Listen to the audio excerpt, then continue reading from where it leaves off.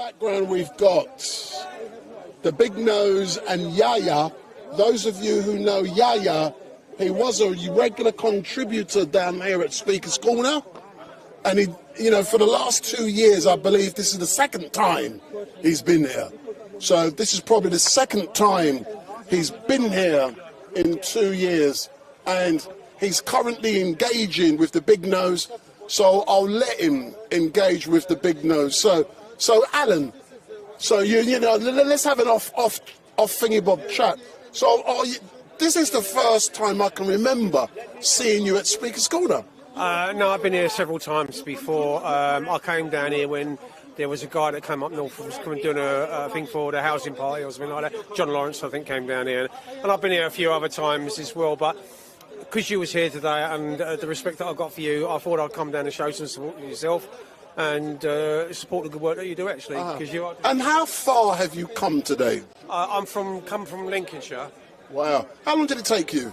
Well, I'm staying down for a week, so I've done quite a few things, as you know. I was in court on the other day, and then I was in the House of Lords. You went? I went to the House of Lords, and so I was in the House of Lords it's all my stuff that I do is predominantly because I'm a child abuse survivor. Yeah. So at the end of the day, I always kind of can you do it? Have you done it?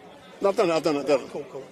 Yeah, so most of what I do is predominantly based about the child abuse and the remedy, or trying to get justice for the kiddies, and getting justice for the children that have been through horrific child abuse. And my part of what I've been through, all my family were abused in state institutions. And if you said there's a 5-year difference between me and my oldest sister, so my sister was in care probably the first. I was the youngest of 4, and I felt like I was more or less the runt of the litter. I was born in Hammersmith, London, and I was one of 4 children, 2 girls and 2 boys. And my parents were basically alcoholics. And because of their alcoholism, we were left to roam the streets, as which we did, and we were hanging around about pubs and things like that. So social service put court orders out for us, and they called them supervision orders in them days. So supervision orders was put in the respite care. So if they deemed that your parents weren't looking after you correctly, they put you into childcare temporary. So I think respite care still goes on to this very, very day. So they put me into different children's homes. I think I was in 5 different children's homes from the age of 0 until 6 years of age. Different children's homes. I think I was in Camberley, I was in Shirley Oaks. There was quite a few, Ellsfield House, and quite a few other children's homes.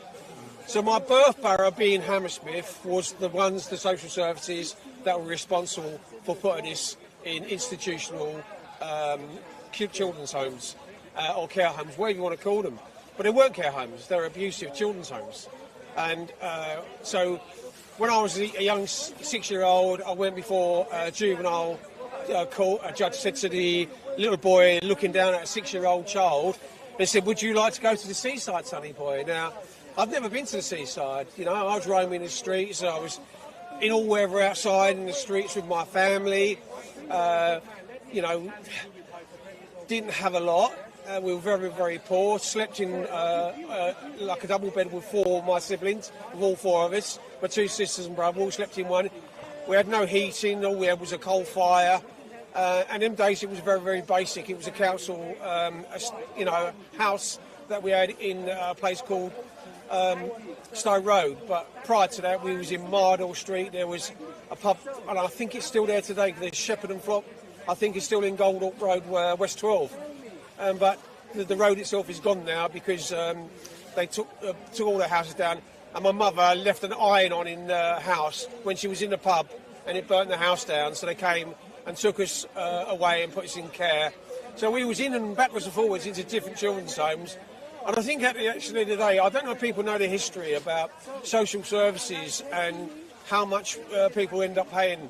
But I think my mother got into debt with social services because in them days, I think you had to pay something like 6pence or whatever the case might be for any time that your child was placed in care. And she actually got into debt with the social services. So anyway, we're back to 6 years of age, and Judge is looking down at his little boy. Can I ask you a question? When you use the term abuse, Yeah. are you prepared to elaborate? Yeah, I'm going to come to it all. If you want me, how long you want me to talk? No. Just let people know what you're talking about and Well, so- go into whatever you feel is relevant. Yeah, no, I will come to it all. I will tell you it all. I've got nothing to hide. I will speak about the abuse. You're talking about physical abuse, sexual abuse. No, what are you talking? Mental abuse, Physical. everything, psychological abuse and everything. You're torturing children. This is what you're doing. You're literally torturing them. How can you actually torture children? This is the fundamental thing about it. And this is what we went through as children. So anyway, we went to. I was put in a children's home called Beach Home in Banstead, Surrey. So you know the geographics of London. So you probably know Surrey. You probably know a little bit about the area. So if you work out my total time in care, adds up to about 17 years in institutions. This guy in his 60s spent a third of his life in care. My mental health and 25 years of my life, so London was like my Beirut. It was a terrible place to do. I was living on the streets, I was living in the parks, I was going to soup kitchens, I was sofa surfing on beds and things like that. So when I went into Beach Home, they vetted me and then they turned around and took me to a stores where they put me in all this clothing that had labels in all the clothes. Now, they was labelling me as an orphan, so the children's home name was called Beach Home, so all my clothes had a label of Beach Home in it. So my pants, my socks, my shoes, everything had a label in it of Beach Home, so you was now a child being labelled, right? So there were 24 houses in this children's home, right? 12 up one end and 12 up the other end, and each house was named after a tree, like Laburnum, Larch, Ash, Beech, so on and so forth. Now, I was in 4 children's homes while I was in Beach Home. So they vetted me and put me into a house called Laburnum. So they took me down to Laburnum, and I was greeted by a woman, if I was to describe her as looking like Hilda Ogden, with the rollers in her hair and an apron on, looking down at me, trying to suss me out, and her sidekick was next to me, called Audrey Wilson, the Welsh lady. Now, I was told you don't use the front door, you always use the back door, you use the outside toilets, you can't use the indoor toilets, the washrooms and the bathrooms, what I found out later on were going to be the torture chambers, were there. You had a dining room, living room, where we sat in front of a parkway, which was freezing cold. The houses were absolutely like ice. So, A question, yeah. When we use the word abuse, yeah, you said there's physical, sexual, mental. Yeah. Can you give us like an example yeah, okay. So of what they used specifically physical?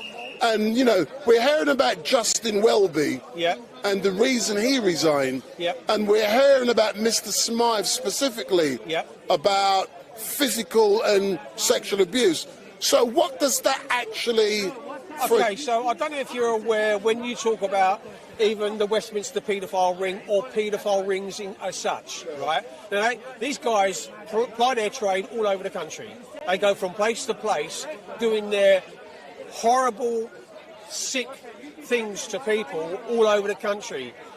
And paedophiles will obviously do the same things to children all over the country. In Beecham, when I'm talking about the abuse, I'm talking about beatings, right, where you were beaten, you were slapped round the head, slapped round the back of the neck. But why were they abusing you physically like that? What provoked it? And how often did they do it?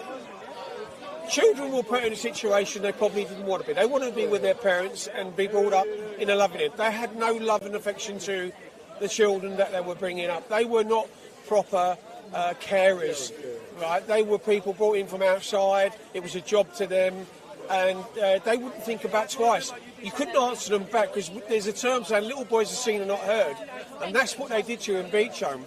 And there's a saying that they'd wash your mouth out with soap. But it's exactly what they did in Beach Home. They took you in the bathrooms, like the torture chambers, and they put you in the baths and they abused you in the bathrooms, sexually, physically and mentally, by putting carbolic soap in your mouth, washing your mouth out with soap because you answered them back. And the carbolic soap was like an acid.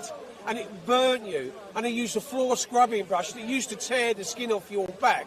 When he used to scrub you with this floor scrubbing brush, often they'd wash you in cold water. If that wasn't punishment known, the scrubbing brushes on the floor scrubbing brushes would take the skin off a young child's back, and then they would rub this acid soap into your skin, which burnt you and left you damaged.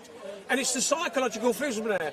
And then in the dormitories, they'd come into the dormitories and take you from the dormitories, sexually, physically abuse you in the dormitories, touch you up in the bedrooms, in the dormitories, take you into their rooms and do things to you in the dormitories. Now, a lot of people had it far worse than probably what I did. Now, I was touched up, I was beaten, I was abused, but every single thing that I went through was physical, psychological, and mental abuse. They gave you medication that you didn't know that was given you, you know, that the discipline was really off the scale. There was men in a different college that were physically beating you and bathing children at the age of 12. You know, this is what was going on. They were sick, absolutely sick. They weren't there for a duty of care. The children were put in harm's way and they weren't looked after properly. Now, you know, they used to call staff to me because I wouldn't obey. I ran away, I think, 3 or 4 times from Beach Home just to try and get away from Beach Home. That's what I did. I ran away because of the abuse. I went to the police and I said to the police, I'm being abused. They took me back in a Black Mariah and the superintendent bounced me off his knee in a perverse way, getting aroused for bouncing a child off his knee and turning around and saying to me, in the corner's a cane. Little boys like you get sent away and get a cane for telling lies. You mustn't say anything, otherwise we will send you away. And you know historically how children have been sent all over the world, and Beach Home goes back to the 1800s. Can you go with we're talking something you'll be very interested in? Justin Welby. I'm going to be asking you about that. You can give me a second. Finish what you're doing with him. Hold on. 2 seconds. Yeah. Just to let everyone know, Bob is in the house. Right. So, Bob, thanks for coming up to... So, today I want to talk to you about Justin Welby and the fact that he's resigned. When are you going to be having a discussion on this issue? I'll probably talk about it today if I get a chance. Yeah, but you know... I've got other things I want to talk about today. Yeah, but I want to talk about Justin Welby. Yeah, I can talk about Justin Welby with you now if you want. Do you want to turn the camera around and get him to stand here for a bit? No. So what I'm going to do, so I'm going to pick... Only if you don't mind, because what we're doing, see, Alan here is a survivor of abuse. Right, now you do that.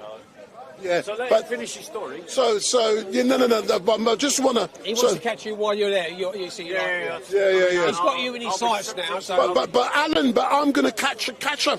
See, I'll do Alan. Are you happy for me to do that, Alan? Yeah, no problem at all. Excellent stuff. So